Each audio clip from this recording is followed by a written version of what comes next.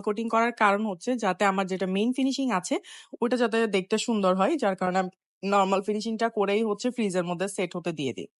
আমি অনেকক্ষণ ফ্রিজে সেট হতে দিয়েছিলাম। সেট হওয়ার পরেই হচ্ছে আমি এখানে আবার সেম ল্যাভেন্ডার কালার দিয়ে আমি ফুল কেকটাকে হচ্ছে ফিনিশিং করে নিচ্ছি ল্যাভেন্ডার কালার ক্রিম দিয়ে। এটা আপুই আমাকে বলেছিল যে ল্যাভেন্ডার কালার ক্রিম দিয়ে হচ্ছে ফুল কেকটাকে ডেকোরেশন করার জন্য। আর খুবই সিম্পল একটা কেক ছিল। তো আমি হচ্ছে ফিনিশিং করে নিচ্ছিলাম এই কেকটা। আর ফিনিশিং করার পরও আমি আরো কিছুক্ষণ ফ্রিজে সেট হতে দিব। সেট হওয়ার পর আমি হচ্ছে আবার একটা স্ক্র্যাপার দিয়ে নিচে হচ্ছে একটু ডিজাইন করে নিচ্ছি যেরকম পিকচারে ছিল। তো আমি ডিজাইন করে নেয়ার পর উপরেও হচ্ছে ফিনিশিং যেটা ছিল ওইটাকে একটু ভালো মতো স্মুথ করে নিচ্ছিলাম।